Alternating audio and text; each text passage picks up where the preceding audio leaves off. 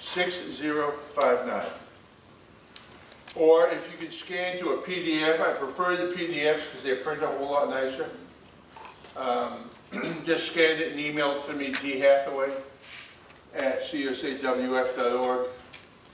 Or if you don't want to do either, just make a copy, put it in an envelope and drop it out, send it out to the welfare fund. What's your email again? dhathaway@csawf.org. What's your fax number? 212-962-6059.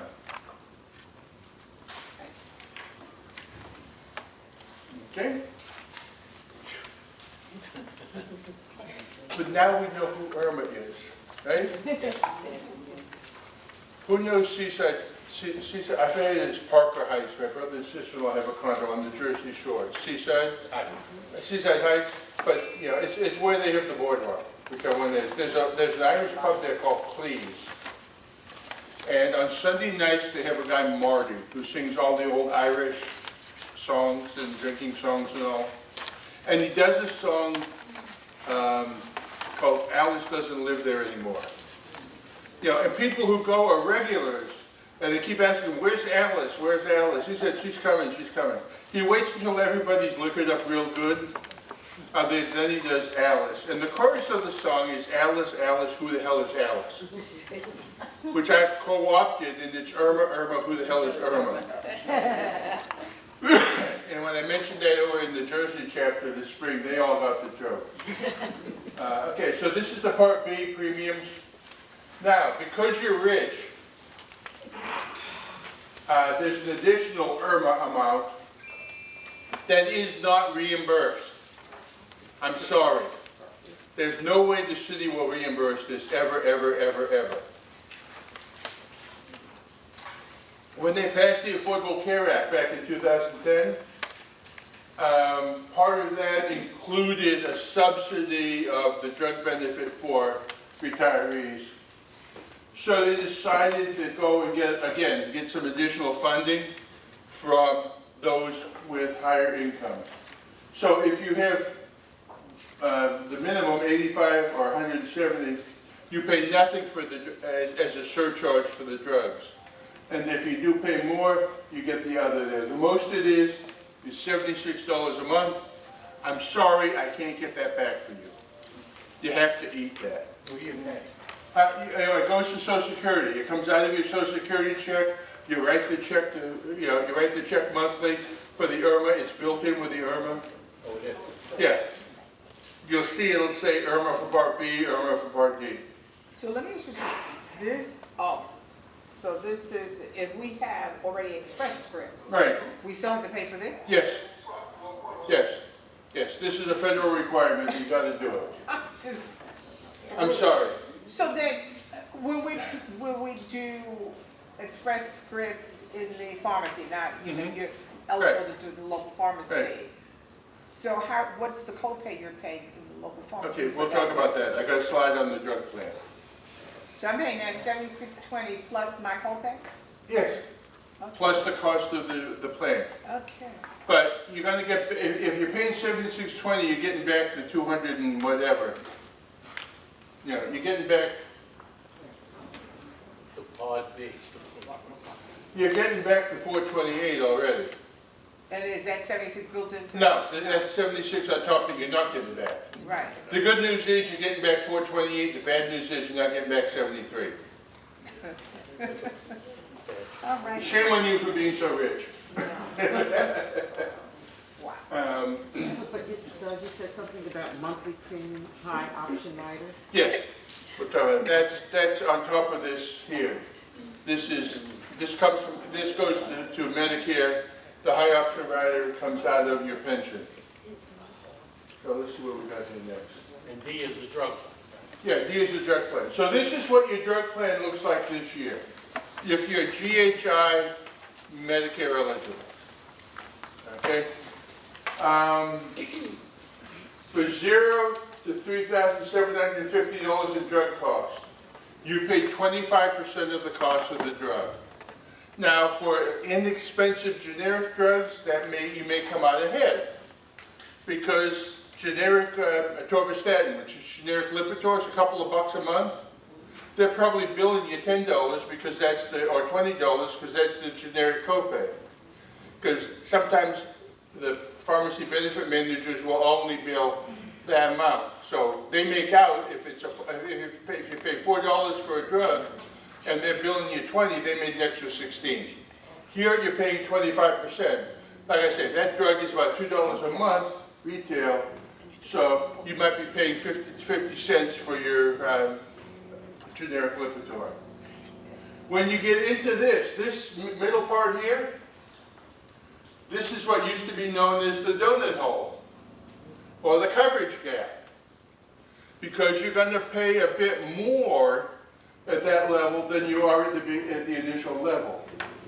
Now, with the Affordable Care Act, this has been coming down. Initially, it was 60% was your copay, generic or brand.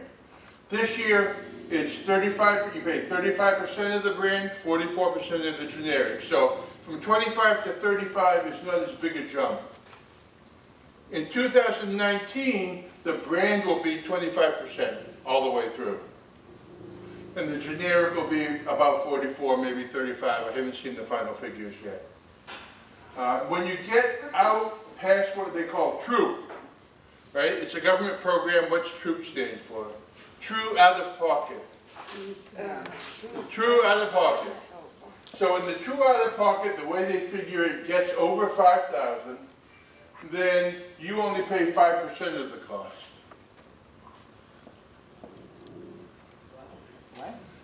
Right. When you exceed, when you pay $5,000 out of your pocket for drugs, you only pay 5% for the rest of the year of the cost. The bad news is you spent $5,000 out of your pocket for drugs. The good news is that the welfare fund can then reimburse your out-of-pocket expenses at 100% up to a maximum of $5,000 for the rest of the year. So the bad news is you paid $5,000 for drugs. The good news is the next $100,000 is free. It resets each year, then the numbers change slightly. So this is what it looks like. If you're in HIP, you continue with copays, which we can reimburse. We can't reimburse this until you get to the 5%, because the way the law was written, if you're in here somewhere and I give you back your copays, they take it off what you've paid in drug costs, so you're back here paying 25%. If CSA people are all paying 25% for the whole year, but UFT are over here paying 45 or 50 or 60%, then they're going to raise the premium for everybody.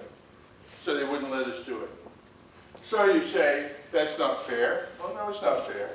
But we do something one time, the only time we ever do this. We throw money at you. What we will do is we will look at who was in this drug plan for 2018. We'll figure out who you are, you or a partner, how many months, and give you back $40 a month for every month one person in your unit was in this drug plan. If you were Medicare eligible for all of 2018, you will get a check for $480 in the mail the end of February. And I will guarantee one thing. The date on the check will be February 14th. It's the Valentine's Day check.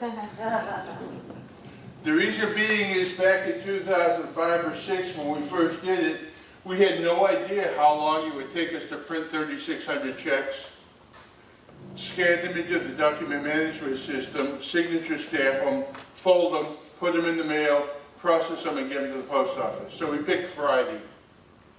So when Friday came and everything was in the mail, we took a big sigh, and then somebody says, oh, it's February 14th, it's Valentine's Day. I said, cool. Valentine's Day gift. We've gotten our procedures down to the point now where Some years, we print them starting at 7 o'clock in the morning, and by 6 o'clock at night, they're all in the mail. This year, we did 5,700 checks. They aren't all indexed in the system, but they've all been checked and stamped and in the mail and everything. Is it 480 per person? Or It's one person in the family. If you and a spouse are both Medicare eligible, it's still only one. The reason being, we find that there's an awful lot of our CSA supervisor members who are married to teachers, which is not bad.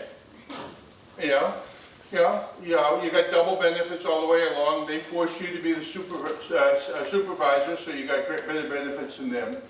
But U of T does something similar. They don't have the extensive benefits. They'll send a check for $760 or $780 to their retirees. So if you've got a U of T person at home getting $780, why should I give them another $480? I'd rather spend the money on CSA people, which is why we do it for one person. Now, if you split, one is Medicare eligible, one isn't, you get the money for the one who's Medicare eligible, and for the one who isn't, we continue to reimburse the co-pays like we always did. So you go to your doctor, he writes a prescription, sends it into Express Scripts, they send you a bill. Right. At the end of the year... You get the 4 quarterly reports, Right, we still do that as well, to get reimbursed? pre-Medicare. No, okay. No, okay, once you're Medicare, you will get a monthly report, which is about 8 pages long. The first page has got your name on it. No other page has your name or identification on it. Smart. Then there's a detail page that shows what you used for drugs that month and the breakout. That's from Express Scripts. From Express Scripts, yeah. And then there's a summary page. So what we're going to need if you get to the point where you've spent the $5,000 is we're going to need those detail pages. So just, In the old days, pre-Medicare, you would reimburse us. right, So that's done. right, yeah. You get the 480 instead of the reimbursement. Right. Okay. And if you think, there's no good way to say it, but if you think you're going to do a lot of drugs, or if you think you're going to be a big drug user, start saving those reports in January. In the worst case, maybe you write them off on taxes or you shred them at the end of the year. But this way, at least we've